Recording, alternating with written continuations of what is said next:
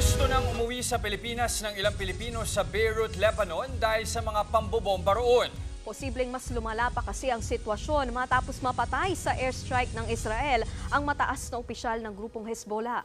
Nasa frontline ng balitang yan, si Rainiel Pawid. Nagtakbuhan ng mga residente sa daya sa Beirut, Lebanon matapos ang malakas na pagsabog. Sa eksklusibong video na ibinigay sa News 5, makikitang sumambulat ang mga basag na salamin, gumuhong pader at sirang sasakyan. Israeli forces daw ang may pakana ng pangbobomba ng mga gusali sa lugar kahapon. At ang target, ang commander ng grupong Hezbollah na si Ibrahim Akil. Napatay siya sa pagsabog. Pero bukod sa kanya, 14 na individual pa ang nasawi, 66 naman ang sugatan. Dahil sa patuloy na gulo, wala ng kuryente sa ilang bahagi ng Beirut. Kaya sa telepono na lang nakausap ng News 5 ang OFW at Filipino community leader na si Myra Aragon. Nagkakaroon din kami ng problem sa internet connections ngayon. Parang may bugging din yata. Parang ewan, feeling namin na monitor lahat ang mga ang mga internet connections ngayon. Nagiging madalas na rin daw ang mababang paglipad ng jet ng Israel sa Beirut. Medyo natakot kami kasi sobrang mababa yung last Thursday ang daan niya.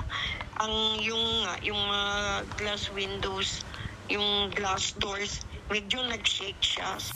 Kaliwat kanan din ang mga pagsabog sa mga lugar na maraming tao. Gaya na lang sa supermarket na ito, normal na namimili ang lahat.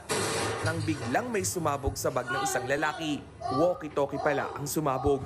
Humandusay naman sa kalsada ang lalaking yan na sugatan ng kamay dahil din sa sumabog na walkie-talkie. Higit 30 na raw kabilang ang 2 bata ang nasawi dahil sa mga sumabog na pagers at walkie-talkies.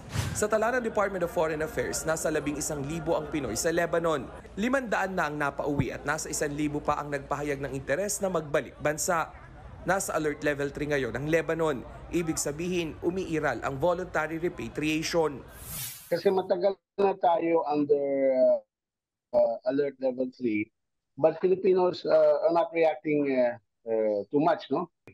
What we are doing is simply to advise our kababayans there to do what is sensible, what is prudent, and leave Lebanon while the situation right now is difficult. Una nang sinabi ng Philippine Embassy sa Beirut na isa sa mga pangunahing dahilan sa pananatili ng mga Pilipino roon ang magandang kita sa trabaho. Nagbabalita mula sa frontline, Rainiel Pawid, News 5. Mga kapatid, Jess De Los Santos po. Iba na ang may alam at may pakialam sa panahon ngayon. Para sa tuloy-tuloy na balitaan sa frontline kahit weekend, mag-follow at mag-subscribe sa social media pages ng News 5.